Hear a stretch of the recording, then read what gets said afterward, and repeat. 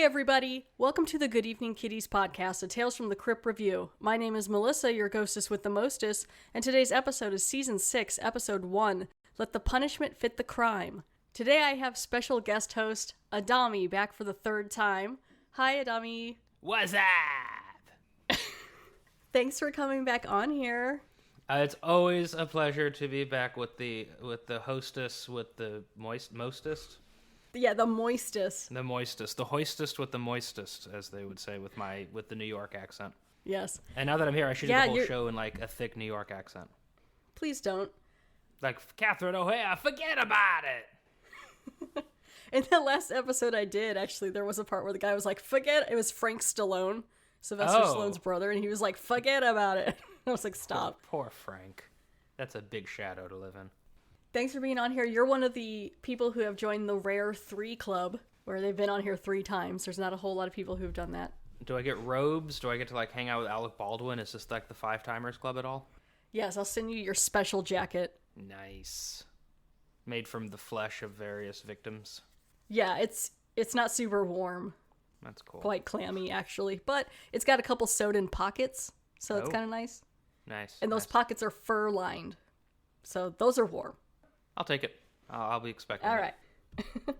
So, again, this is Season 6, Episode 1, Let the Punishment Fit the Crime. As always, John Kassir does the voice of the Cryptkeeper, and Danny Elfman does the theme song. This episode aired October 31st, 1994. It was directed by Russell McCaughey, who also directed movies like Resident Evil Extinction, which I actually like that movie. A lot of people don't, but I liked it. The screenplay was by Ron Finley. It stars Catherine O'Hara, who we both love. Mm-hmm. Which is why I asked you on here, because she is a gem and a delight. I feel like that's why I'm here. That's why you're here, yes. Because she is a gem and a delight and a treasure. That's actually in my notes. She's a national treasure.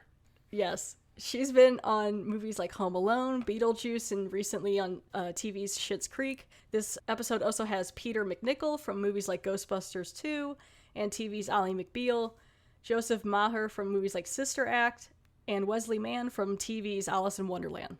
Wesley Mann from TV's Alice in Wonderland. That's a great credit. He does a lot of small bits, and this one was like the most episodes. He played the caterpillar, like in the 90s. But which one was he in this episode? The town folk guy that says it's such a strict town. Was he the guy who got his nose cut off? Guy, yes. Oh, okay. Yeah, I've recognized him from like 50 Way to say it. Way to jump the gun there. Sorry. It's not that big a deal. But yes, he loses his nose. His name in the show is Purdy Lee Dreyfuss. Wow. Yep. We're going to the country on this one. Mm-hmm. So I'm going to go ahead here and read the description of the episode on the back of the box. Season 6, Episode 1, Let the Punishment Fit the Crime. When they throw the book at you, remember to duck. A predatory lawyer gets some of her own treatment. Oh, so one of my first notes, by the way, I'd like to point out, was about the intro. And I don't know why, but the thought popped into my head. Because you see the house, and it's like the stereotypical uber creepy on the hill in the storm in the middle of the night with lightning. House with cobwebs, and it's all decayed. And I thought to myself, I wonder what this house looked like in its heyday. You know, like 6 months after it was built. Who built it? Who wanted that house? Was it supposed to be creepy? Probably not. It was probably supposed to be like this really nice country house somewhere. But then they keep taking you on the tour, and they go down to the basement, and like the banisters leading down to the basement are all like these screaming faces. And I'm like, no, okay, so it couldn't have been just some like nice, cool house. Like, this was clearly designed to be a horrifying place. But then, like, yes, did they just wait for it to look decrepit? You know, like, how much of an investment was this? That's where my brain goes when I watch these intros.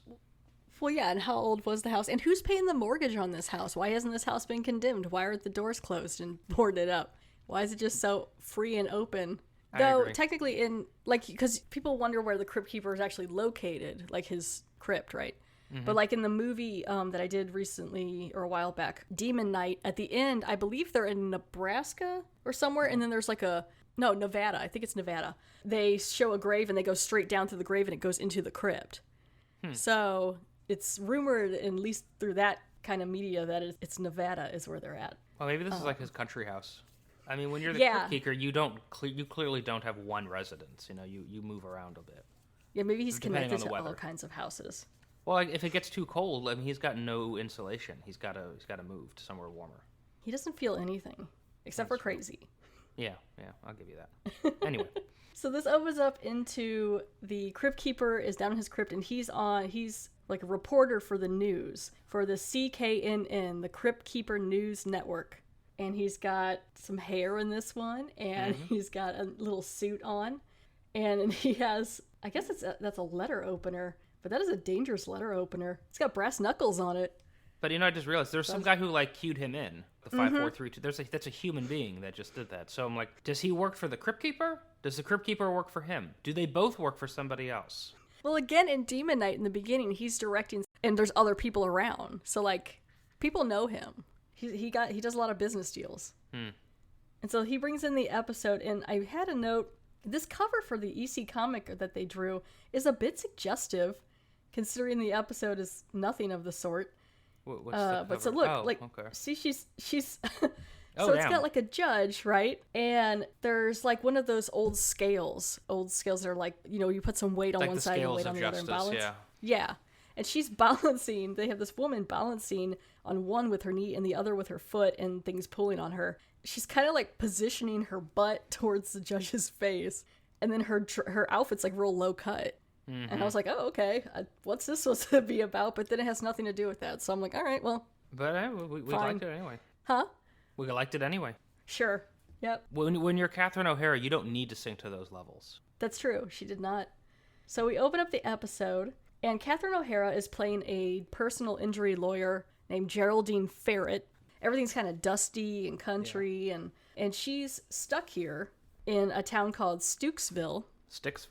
I thought it was Stuke. No, they literally correct her when she says it. Sticksville. Sticksville. Never heard of it. Of course, Sticksville. You're kidding. Are you ready for this? Driving an improperly licensed vehicle. Oh, come on. Well, then maybe they should spell it right, because they spell it Stueck. We'll get it because she's out in Sticksville. Yeah. Maybe that's just their slang for it, and they just like to mess with her because she's not from there. They're gaslighting her from the beginning. Mm-hmm. Yeah. And it's like one of those waiting rooms that you're in on these old benches where people are waiting to go into court to get their punishment or their justice, their case heard, because it's like a small claims court kind of thing.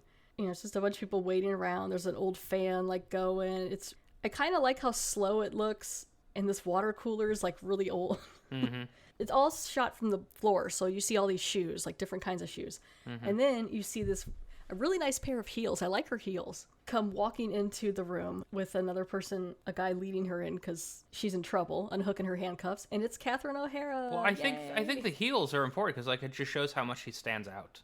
That's true. No one else has anything like that. And she's like, oh crap, this girl does not belong there. Even says, I think later, she drove in on like a Mercedes or something like that. She's like this sweet talking, fast moving lawyer. Yeah. And she doesn't have time to be here. No.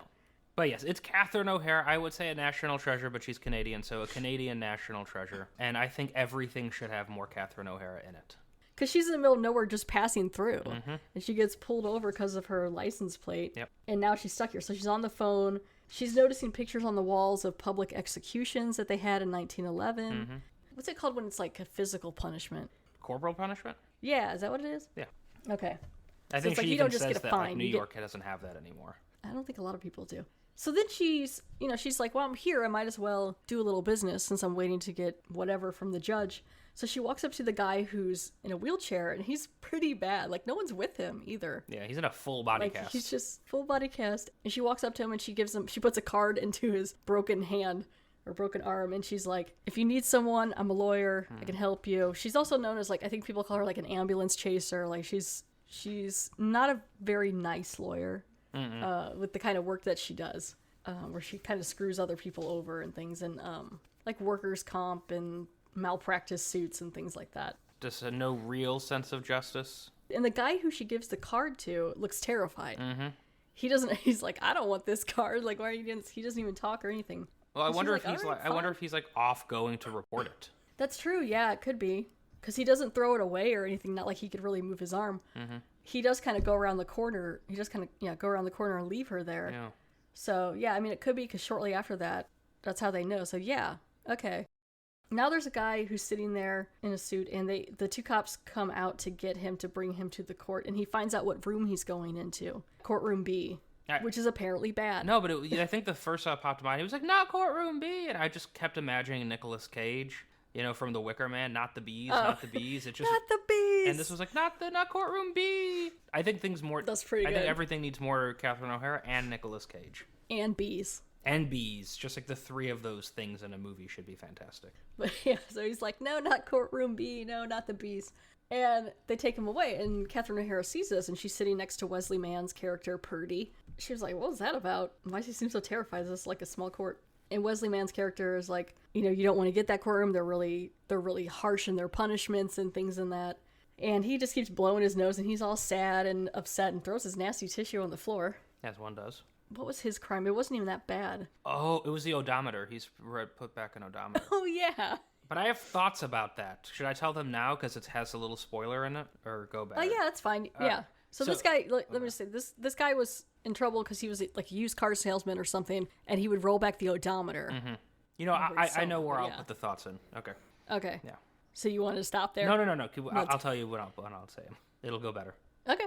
So what are you up for? Felonious auto sales. What, you sold somebody a hot Studebaker? No, I turned the odometer back on a car that I sold a guy. Well, that ought to get you 10 years. I hope so. This is a very strict town. That guy, I believe Wesley Mann's character is called Next on the speaker. The courtroom A. Yes, courtroom A. I like the speaker. It's like a really old, like little amp on the side of the wall. Yeah. So he starts like hyperventilating. And she's like, oh God. And then she gives him an extra tissue. She's like, you don't want to be all gross in front of the judge and blowing your nose. He's like, cool. So that's like her one nice redeeming thing she does. And so she looks at this other picture, which is kind of cool. She sees this picture on the wall, and it's another public execution from 19, and then the date is smeared out, the last two numbers. And you see these people, and they're all around this person being hanged, and then to the right, there's a people in a car in the picture. So it's not like an old picture. But I love the fact that it looks like an old picture. Like, whatever year this was clearly taken, the picture does not look like a picture taken that year. Like, it looks like it's from the 20s or something. It was definitely photoshopped. Oh, yeah. You can see on the right there how it's like their clothes are so much clearer compared to the other clothes. Yeah. So it's like these random people that were, it's more recent than it normally would have been. Yeah. Like, she's like, that's weird, okay, and then they don't have the date. So she's like, all right, well. But then she's like, this oh, is a really snap, strange a town. modern car. And so then from behind she gets grabbed, and it's by Peter McNichol, who, horrible toupee on his hair. Which has a purpose, but On I his was like, head. it's Janosch from Ghostbusters. It is Janosch. And you didn't mention that, but the guy from Sophie's Choice, one of the best, one of the most famous Meryl Streep movies, he was like he's like the protagonist. He's actually the star of Sophie's Choice. Can you believe I haven't seen that? I love Meryl Streep. It's a really depressing movie. You That's don't why I need haven't to see seen it it, I unless think. you really want to see her performance. But he's the protagonist. He's fantastic, and it's Meryl Streep and Kevin Kline, and they're both amazing. Anyway, Those are all good actors, yeah. I really should see it, but part of me is like, maybe if on a day, like, do I want to cry? Okay, I'll sit down. the choice scene is Sophie's Choice. immense, but the rest of the movie is just like normal sad. Yeah. But yeah, so Peter McNichol, Janosch, is there, and he's in a horrible suit. I don't know, his bow tie's kind of cute. Yep. But he's in this suit with all like stripes and checkers and this horrible toupee, and he's going to be her lawyer. He's going to be her like a appointed attorney that you get when you don't have Public one. defender. Yes, public defender. Thank you. I was trying to think of That's that why word. I'm really here. Yes. But yeah, so he's explaining that he's going to be her public defender, and she's all like, I am a lawyer, so I don't need you, thank you. You're going to make it worse if we do that. And he tries to explain, like, you know, I know what it's like here, I know how to talk to the judges. So now she's smoking, and she's on her very, not super chunky, but fairly chunky cell phone. Typical 90s cell phone, like early 90s. The kind I used to have as like a toy when I was a kid. Yep. And so now her name gets called. And they go into the courtroom A. And as they do, Purdy, the guy played by Wesley Mann, is being dragged out. He got a punishment. He's freaking out. And as he gets dragged out of the courtroom, he's holding his nose with his tissue. Like he's freaking out, grabbing his nose. And she walks in like, okay, this is weird. And there's really not that many people in this courtroom at all. No, there's like just two There are people two hanging guys out. just watching. Yeah, two guys just watching. There's no jury. Well, It's there all down usually to this isn't judge. unless there's no jury unless you go to trial. Like in cases like this, there's no jury. Even in like really small. Yeah, because like I remember I had to go somewhere. I can't remember why. Like some kind of extremely high speeding ticket or something like that. I had to go to court. Oh my God! Stop. For some reason, and yeah, there was no jury. Yeah. Yeah. So this episode should really speak to you. Anywho, this episode should what? Really speak to you. Yes. Yeah, I guess so. Just so everybody knows, what was it, 15 years ago that you haven't dropped it?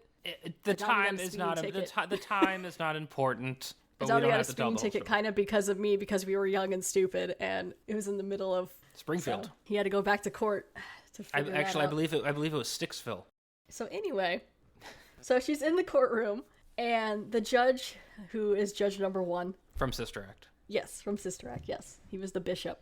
I like the courtroom. I like the wood, and it's very like country kind of. I'm expecting someone to walk around like a big guy with a cloth wiping the sweat off his brow. With like a What was that, manual Inherit the fan. Wind? Like a manual fan. What are those things called? Yeah, like real slowly, just Yeah. doing nothing in the courtroom, just making it hotter.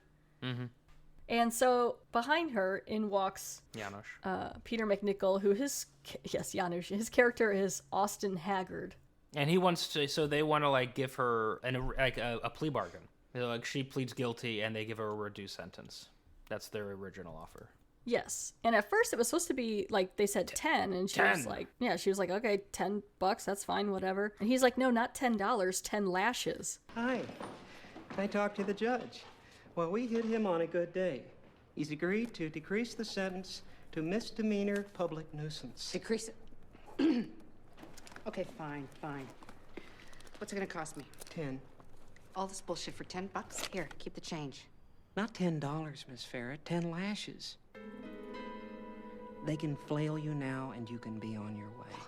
Yeah, as soon as you regain consciousness, of course. What the hell? Are you nuts? I would be the same too. First of all, I'd be looking around like, is this a joke? Is this one of those like camera things? I did love when he was like, and then you can just leave once you've regained consciousness, of course. Yeah. At least can I get some cream on my back? Like, you're not just gonna kick me out? No KY jelly, no aloe vera, nothing. Just go. Why would you put KY jelly on it? I don't know. I was thinking aloe vera, and I thought KY jelly at first. Catherine O'Hara can get into some sick stuff, you know. She can get crazy, you know, and I'm sure of it. So the reason she got pulled over, the license plate, it's a New York license plate that says sue him, but it's spaced out.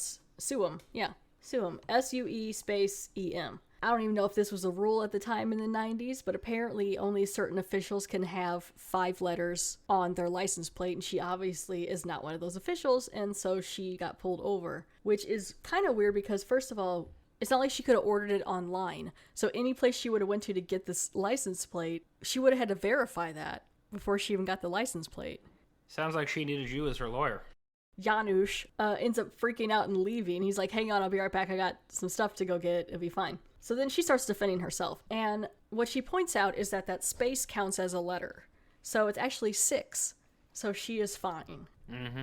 So then Austin, or Peter McNichol, comes running back in, and he gives the judge another file. And in this file is tabloids That she's made over the yeah, years. her headlines in these tabloids, and you can see like on the top it talks about like someone's been kidnapped by aliens, and I just caught that one. I wonder if they're talking about.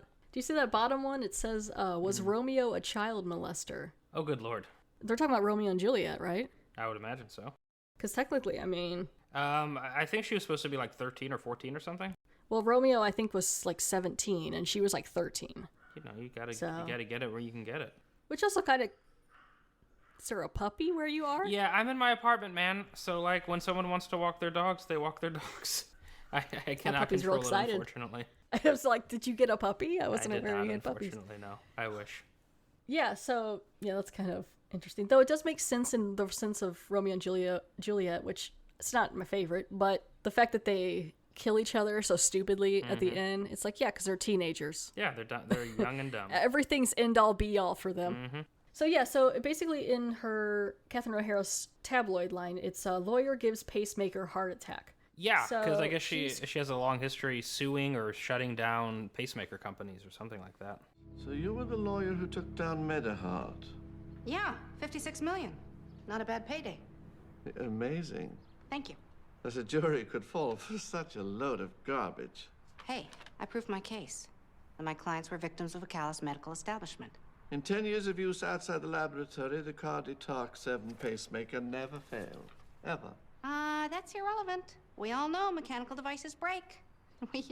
We provided the jury with a range of psychological proofs that the wearers of the MediHeart pacemaker, my clients, burdened with that knowledge, suffered life-shortening daily trauma. Yeah, so she's been messing over companies with pacemakers who are actually helping people. And because she's shutting down these companies, I guess people who need pacemakers aren't getting what they are supposed to get, or she probably figured there's a lot of money to get from these companies. So if she could find some sort of way of flipping the script around and making enough of a argument against these companies, she could get some money out of them. No matter who she screws over, or patients, doctors, people who've put the research in. Sounds like a lawyer to me. Yeah, I used to want to be a lawyer until I found out what lawyers do. It's a great story. It's true. I mean, I was like 7 at the time, so my worldview wasn't that big. So I was like, oh, that sounds fun. I like courtrooms and stuff. I like that looks arguing. Cool. Yeah, sure. I shut down my little brother all the time. I can do that for a living. And I wanted to be like a good lawyer, though. And then I found out that sometimes you get set on cases where you're like the defender and the person's not always innocent. And then I'm like, how can I deal with that if I'm trying to get this person off? But I know, But then I didn't realize at the time there was other laws you can practice. You don't necessarily have to do criminal law. Yeah. Or things like that. But then by then I was like, ooh, marine biologist. And then it just kind of started going science. And then that's where I ended up. It took you where you needed to be. What'd you want to be as a kid? I wanted to be a pilot. Oh, yeah? Yeah, I still kind of want to be a pilot sometimes, but not like a domestic pilot. Just like, I think I wanted to join the Air Force at one point. Like, I remember being in school as a kid, like looking up in the library, like different books on like fighter jets. Just really into that. Have you ever tried flying? No, it's really expensive. But one day when It's gotta be like a Groupon or something. Yeah, one day when I have money, I actually do want to take flying lessons. Cool. You'll be very unexpendable, or what's the word I'm looking for? I'll keep you around for the apocalypse. You can fly us out of the place. There you go. Valuable. Yeah. Valuable. Thank you. She gets her sentence, and it's 100 lashes. Mm-hmm. And part of me's like, oh, she's going to be dead. Like, her back will be hamburger by the time they are done. Yep. And so they come and they drag her away. And she's of kicking course, and screaming. Yes. And she's, of course, upset because she's like, okay, first of all, this is unreal. Like, that this would even be happening. And all in the span of, like, 10 minutes... a rival to losing your case to getting 100 lashes, and like your punishment's about to be carried out within 10 minutes. Yeah, there's no like trying to get an appeal or anything like that. They're just like, nope, this is what happens, let's go. Mm-hmm. So they take her downstairs and everything's covered in wood. I like the set for this episode because it kind of eventually starts seeming like a maze. The way that they're dragging her around, it's just like a haunted house kind of thing connected with courtrooms. And so she comes downstairs, and there's Wesley Mann's character, and he's turned around holding his nose. And so he turns around, and she sees that he has had his nose ripped off, or cut off. Mm-hmm. And it's a really bad graphic. Mm-hmm. It's not great. It happens really quick, and they've done better work on some of these episodes. I'm not sure if they just ran out of money or something with this one, but maybe it's just 90s. For 90s, I guess it wasn't too bad. I gotta tell you, he's taken it well. He's crying a little bit. But he's standing, and he's conscious right after having his nose cut off. Yeah, and you can see down into it, and it's only for like a split second. That should be physically traumatic. Like, he should be completely unconscious or something, like just from the shock of that happening. And this is probably when you could start to tell that maybe there is something more supernatural going on. The fact that he's taken it so well. Yeah. And he can like so perfectly bummed out about talk. losing his nose. He's like, they took my nose. And so now they turn her down a corridor, and it's leading to this prison cell, and they're going to give her her lashes or whatever, her punishment. And all of a sudden, Peter McNichol's character runs down. Good news, Miss Ferret. The judge looked up the state code. Your license plate has 6 digits after all, exactly like you said. Your case has been thrown out. I told you I'd get you off. You little turd! I had this thing beat until you showed up with that file folder. How dare you go digging through my car! You stink, you hear me? You're a nag on his way to the glue factory. I'd rather be dead than you. And then, she pushes him up against the wall, which right there, you probably get in trouble for assault, but... That's kind of where I thought it was going to go, too, but they went a different direction. Yeah. So now she goes to leave. She's lost a shoe. She's gone to leave, and then that's when the card that she gave the guy in the wheelchair gets presented in front of her face. Mm-hmm. And the guy's like, you're not allowed to do that. You can't make an offer as a lawyer to someone who already has representation. Yeah. And I'm like, that's stupid. Here's my thoughts that I was going to give you earlier, because it would all been all spoilery. So, the other guy, what's his name? From Alice in Wonderland? Purdy? Wesley Mann's character, but Purdy? Purdy, I think let's call him Purdy. So, he's there, he's like, I set back the odometer, but they cut his nose off. And we're like, why would that fit the crime? So I realized she got off for her original crime, which is the auto thing also, and now she's actually getting in trouble for something that happened in the courtroom, where she gave out her card. And the last thing he did was he took his tissue and he threw it on the floor. So I'm wondering, like, maybe he got off for the odometer thing, but then they're like, hey, remember you threw your tissue with your nose snot on it on the floor. That's littering, and now we're going to take your nose for that. That could be something, because, yeah, then they're just like, well, maybe if we take your nose, you won't need to do that anymore. But, like, that way, like, it fits the crime more, you know? Yeah. Now, because, like, you know, now we can't blow his nose and throw the tissues around. I'm a genius. Because, yeah, I'm not sure how that would fit it unless it was like, you're rolling back the odometer, so we're going to take something from you. Yeah. But really, I think that's the only way it really makes sense, is that... Yeah, that would make sense. It's a good catch, yeah. What's up? So, yeah, she's in trouble because she tried to get represent someone who already had someone to do their case, which I think is really stupid because how would you know unless you asked? I think he told her. Or he didn't say anything. I remember she said something like, if you have a lawyer, like, dump them or something like that. Like, there was some kind of statement where there was some, I don't know, there was something, though, I remember. Because it's like, how else? I mean, but if you have a card, you just hand people your card. Yeah. That shouldn't even be a problem. It's like, now you're just trying to grasp at straws. Are you trying to tell me that this town is crazy? I know, right? So now she gets dragged into a second courtroom. And it's funny because the running joke is Peter McNichol, his character is always like, oh, this judge is even more conservative. Mm-hmm. And so they go into the second courtroom. It's the same guy, but he's playing judge number 2, Joseph Maher. And so we're back in the courtroom. There's fans. I like how the jury chairs are all stacked up in the corner. Oh, I didn't notice that. They're like, we don't need no jury. Yeah. There's no jury. Sure, they're like, we haven't had one of these in forever. And now, I don't know if this was any different than before, but it's definitely more apparent that there are cobwebs and things. It's darker, courtroom. It's more sinister. So things are getting worse. Mm-hmm. As it goes on, like, the camera angles kind of get a little different, where it's shot, like, I guess it's Dutch angles or something. Yeah. So it kind of makes it a little more confusing. Well, yeah, it kind of adds that disorienting effect. Mm-hmm.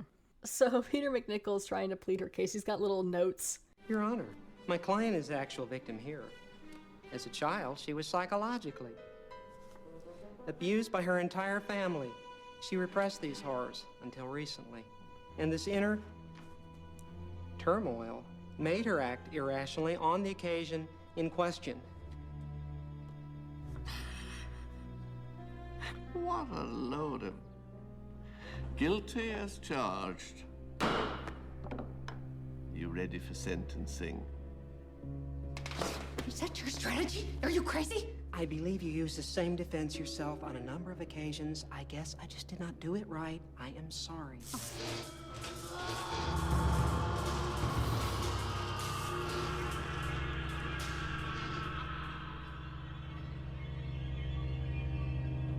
At this time, I would ask for a sentence of public service. No, not a chance. Prisoner is to be pilloried for a period of 1 year. Pilloried. Fuck's pilloried.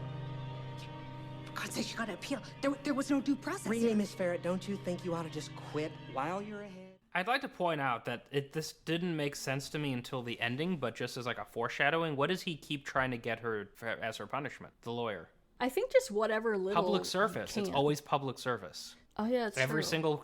Every single trial she goes in, he very strongly argues for public service, which I didn't pay any attention to, but eventually I was like, oh, okay. I like immediately as he hits the gavel down, she just grabs Peter McNichol. So she gets sentenced to the gallows. I'm trying I think she said like a year. It was 1 year. That's right, a year. Yeah. So the gallows for a year, which no, thank you. I mean, I assume at some point she's got to go to the bathroom. Well, they just set a bucket under her. But yeah, or eat. I don't know, man. It just seems horrible. Yeah, you just feed her from there. True. My back would be killing me. Like I think that's the point. I can't. I know, but a year is a lot. I think like an hour is a lot. Yeah, I don't think they ever did it all that long. I think it was usually like a couple days, and then usually by then the person's passed out half of it. So now they take her into one of the jail cells, and I kind of like this room because it's It looks like an old, almost medieval, like it's got like hay or something on the ground and all these different torture devices. And she gets put in the gallows. And so she's got her hands through the slot thing and then her head, and they lock her in there, and she's bent over, and I think they have her feet changed too. I don't know. Yeah, but they're pretty far apart. Looks like it. But it's like if she got out, she wouldn't be able to just like run. So she's in there, and there's like statues and torture devices, and she's like, great. And that's when I started that's when, at least to me, I started picking up the supernatural stuff. I didn't pick it up with the nose thing. I picked it up here. I mean, now I see it, but I think, up until this, I think I still wasn't sure where this was going to go. Mm-hmm. And that's when she starts hearing voices. These people come out, and this is when you're like, oh, okay, well, she's obviously, I mean, the name of the episode is Let the Punishment Fit the Crime, but she's obviously paying for whatever she did. Because these people are dead. Yeah. This ain't scary. Scary is not being able to get a pacemaker because you sued the company into bankruptcy, and then having to spend my life savings on surgeries instead. Or dying because you can't afford a doctor, because the doctor has to charge so much to pay for his malpractice insurance. Who are you? What do you want? Oh, a pound of flesh will do. So the one guy is a patient, an older man with a patient, or like a patient. He's in a hospital gown, and he's got a hole through his chest with like broken ribs and stuff. So he's mad. So he's coming up to her. These people are, I think the dead people are kind of cool looking. Yeah. The next one's a woman, and I like the woman. She looks like she's been like in a burn accident or something. See, I thought she looked a little too like stereotypical ghostly. Yeah, but I kind of liked it. I'll tell you why here in a second. Okay. So then it shoots over real quick too from her to a man who's in a suit, and I think his makeup's probably the best. Yeah, his looks ridiculous. Where he's been like in an accident, and his arm is twisted up back around his neck, and it's all bloody, and he's all dead looking, and he's coming up to her too. Like it's pretty freaky. Yeah. But it cuts back to the woman, and she's all mad too. And then there's this part here that's cool where she reaches out to grab her face, and that's what I liked about the woman. Oh, because she's got like a claw hand. And I thought that was like her bones and stuff, like kind of like a skeleton hand comes out and touches her. And then she's got like these nails and stuff. And I thought that was a neat touch. And so they're getting closer and closer to her. And she closes her eyes. She's like, oh my God. And then when she opens them, they're gone. And Peter McNichol's standing there. Yeah, and you're like, did this really happen? Or is she just losing her mind? Yeah. But see, still by then I was like, okay, this is definitely going to be something. Yeah. So he pulls her out from the gallows, and she's going to go to another court hearing. Is this like an appeal? Yeah, it was an appeal. He was able to get the judge to listen, and now it's even more of a maze type setting, and there's these old wooden doors, and I just like how it's set up. No, visually I thought the courtroom like underneath, like once they go underground, it's pretty awesome. Yeah, so now they're underground, and it's this really small courtroom. Mm-hmm. It's like it feels like a Tim Burton courtroom, like with really weird, like measurements and designs, and like the perspective is really messed up. It almost looks like they're in an old like shipping container that they turned into. Because this time, Peter McNichol's like, yeah, this judge is even more conservative. He's the most conservative. Yeah, he's the most, and it's the same guy. And she's like, no, something's definitely wrong. We're not doing this. And so he brings her closer, and there's no seats or anything, and it's just a bare room and small little stairs and the bailiff guy and then the same judge. And this is where he gets her off for public service. Yeah. So because he says, like, can I approach the bench? And he, like, makes a sneaky deal. Because, you don't hear what's said. Yeah. He just comes back with, oh, okay, I understand, yeah. Yeah, so Peter McNichol's like, let me plead your case. And so he climbs up onto the tiny stairs, and they do some whispering stuff. And that's when he's like, I got you off for public service. You're going to go home and, she's like, and do public service. Yeah. And she's like, home? Great. Home? Awesome. Mm-hmm. Home sounds good. Little does she know. Yeah. So she goes to leave. Yeah, she just takes off running as soon as she finds out. She's still only got like one heel on. So when she opens that wooden door to leave the courtroom, it takes her straight into a room with an electric chair. There's no more corridor. This is definitely when you'd be like, okay, well, there's definitely something. Here's the big twist or whatever. Well, you could tell it's so the she climax, walks in. Yeah. She walks in. There's an electric chair there. And Peter McNichol comes in, and she tries to leave, and she can't because now the people that she screwed over, the dead people, are there. The guy with the heart missing is at the head of the electric chair, and it's a pretty old-looking electric chair. Mm-hmm. Oh yeah, that's like little classic, like almost probably as soon as probably the first model, first edition. Yeah, it's got like the little hat thingy on it. And Peter McNichol excitedly jumps into the electric chair. And all the ghouls start like putting the things on him and the hat and everything. And he's like, yeah, I'm getting out of here. I'm done. And he's excited. He's like, yeah, let's do it. And he rips off his toupee. And I was like, good. I thought that was fake. Because I was like, maybe I'm just being mean. No, but I love it. She was like, I thought I was going to go home. And he's like, you are home. Yeah. So now she's home. So it's basically right here is when I was like, oh, okay, so it's going to switch. Yeah. So Peter McNichol, he gets electrocuted and all that stuff. They pull the switch. The guy with the one hand pulls the switch, which is kind of funny. Oh, I didn't notice that. And the other people had two hands, but it's like, nah. So he gets electrocuted. It's all steamy and smoky and a lot of lights. And then it cuts to him dead and then back to her. And now she kind of looks horrible. Well, what's weird is it kind of revealed that like his suit and toupee was like almost like a third character. Not a third, but like another character, and like that's like that was the punishment. So like I think that's why the toupee was so obviously horrible, and the suit was so weird. Like it needed to stand out. So like when she donned it at the end, like it was clearly the transfer of the role. Well, I think too in the beginning when she asked him about, I think she asked him about his suit, and he was like, "Oh, this is standard lawyer wear or whatever." Oh, like, I didn't catch that part. So I think it's just like that's what he gets. So basically, like what it is Peter McNichol's character did something bad himself. This is some sort of purgatory. Well, he said. Types. He says he was the exact same way, but worse. He would like just buy off the juries and like all that stuff. So he was essentially like a worse version of her. Because I remember at the well, that would okay, yeah. So if he bought off the juries, and that's why he kind of went up there and talked with the he probably made some sort of deal. Yeah, and that's probably why he was pushing for public service the entire time, because that was his out. He was like, if I can get heard to public service, I'm free. I can die finally. Hard telling how long he's been there. Yeah. But yeah, so he was like a lawyer that got punished himself and was set as being a public defender for however long. Because remember at the very beginning, he was like, he went to Harvard. Remember? Yeah. So you think to yourself, well, why is a Harvard graduate lawyer there doing public defender work? And now you realize. Maybe he's just really nice. He's got a heart of gold. But it's cool because like I remember watching this episode. I'm like, this is kind of a silly episode, but then when you're finished, you're like, you look back, like, oh, actually there was a lot of cool like setup and foreshadowing. Yeah, like much more clever than I originally thought it was. I also kind of thought like it's a little more straightforward of an episode, but really there are a lot of little hints and things. So now she has the terrible toupee and the glasses and a skirt suit that's actually kind of short. Yeah, that's a very short skirt, but she's got line pantyhose or whatever on. Okay, I just thought maybe her legs were super white. They're not that white. And she's got like the little bow tie, and now she's the new public defender. It is this court's opinion that while your client is an unmitigated scumbucket, her skills are worthwhile and should be put to work for the public weal. Now, I hereby sentence you to return home to do public service for a time yet to be specified. Let's get out of here before he changes his mind. What the hell? I thought this was a way out. It is. No! Ah!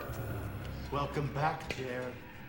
Had a feeling we might bump into you again. And this time, you're gonna get what you deserve. No, I'm not supposed to get the chair. Come on, have a seat. No, the judge said I get to go home and do public service. Isn't that what he said? Yes, get out of my way. All right. Straighten me down, boys. What are you doing? I'm getting out of Sticksville for good. Yeah, I thought I'd be stuck here forever till you came along. What? In my day, I got off more big-time dirtbags with a slap on the wrist than a low-life ambulance chaser like you could count. We didn't use any cheese ball victim defense either. We just bought the jury. But I get to go home and do public service, right? You are home counselor, and I'd rather be dead than you. Hey, boys! No! And this is her punishment. Yeah, she just looks around and she's like, what? And just screams. Starts spinning around, you know? I think she looks so nerdy. That might be the worst acting I've seen from Catherine O'Hara. Just that scream at the end. It's like, no! Yeah. Can we cut now? Please, can we cut now? I have to she's film like Home getting Alone out of this 2. horrible outfit. She's like, I got other movies to be in. I gotta go do this Christopher Guest movie I haven't heard of, but it's gonna be great. Yeah, because this is a few years after she did Home Alone. Yeah. And Home Alone 2, I think so. Just Home Alone. Yeah, Home Alone 2 probably would have been. Yeah, I don't know how why she did this, to be honest with you. Maybe it was just for fun. Because she was big. Like, she did Beetlejuice and Home Alone, so she was big. I mean, it could just be for fun. I think people, you can definitely tell in some of the episodes that some of the actors had a good time just being kind of comical and weird. Yeah, that's true. And just wanted to have, do like Whoopi Goldberg when we did the one episode. She had fun. That's true, yeah. And Catherine Harris was great. Yeah. Like Whoopi even makes a cameo in the movie Tales from the Crypt, Bordello of Blood. She's like a patient in the hospital. Nice. So like she liked doing it. So like, yeah. So I mean, it wasn't bad, but yeah, that last part ending was like a little weak. Oh no. Okay. Or maybe she's like, I guess I have to act scared, but I guess I get to be a lawyer forever now. Woo. She should have did the same scream that she did when she found out she left Kevin at home. Kevin! Yeah, on the airplane. She should just grabbed it and yeah. So that's the end of the episode. So then it cuts back to the Crypt Keeper, and he is still doing the news. He's got the close-up of her nerdy face, kind of upset. Oh, he killed the guy. And then he killed the guy. So he kills the guy who was running the network. So see, he can't make a business deal for too long. Yeah, poor business guy. That cool brass knuckle letter opener is in his back, and as you watch, you can see little blood squirting out. Oh, yeah, there it is. Yeah, that's cute. Crypt Keeper, you're so punny. And the best Crypt Keeper pun is in the news tonight. Wolfman bites dog. Vampires say life sucks. Mummy takes the rap after years in denial, and illiterate zombies insist they're better dead than red. That is the end of the episode here. So what did you think all in all? I liked it, I think, after it finished, and I got to reflect on it a bit more, because I was like, oh, like I said, it was actually much more clever and well-structured than I thought it was going in, because, like, as I was watching it, I was like, this is okay. Like, I love Catherine O'Hara, but, like, this is kind of dumb. And then, like, it builds on itself, and you're like, okay, and then you're like, I don't think it was until I was just talking to you right now that I was realizing about the guy who threw the tissue down, that, like, maybe that's why he got his nose cut off, because of that. And, like, you have to do some, like, thinking to get there. You have to realize that, like, she got her original case dropped, but then was actually being punished for something that happened in the courtroom. And so maybe that's why. So, like, I don't know. I thought it was actually more clever. Maybe I'm giving it more credit than it deserves, but I thought it was more clever and well-written than I did as I was watching it. Yeah, I thought it was clever. The acting was a little wooden. Yeah, of course. But I did really like the set pieces, and the twist was kind of fun, even though towards the end you kind of can see it coming. But I didn't see that twist coming. I didn't see that he was trying to escape the whole time.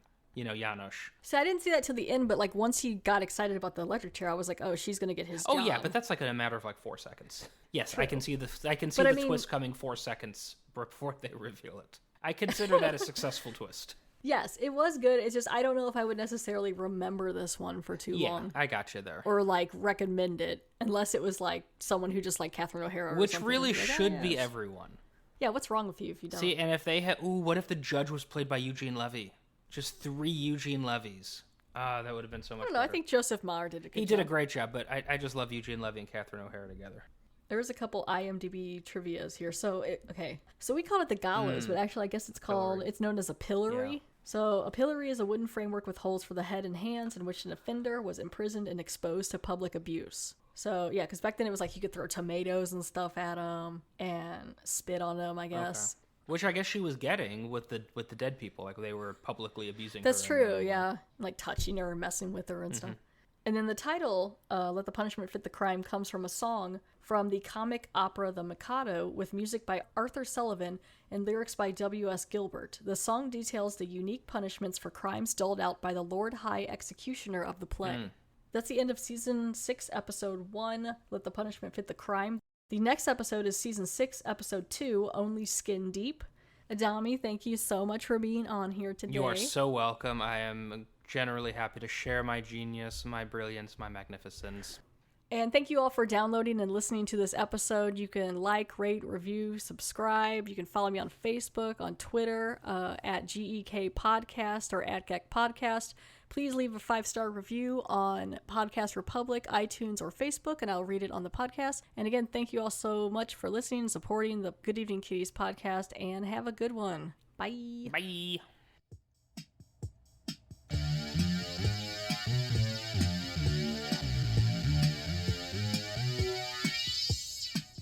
just had quite a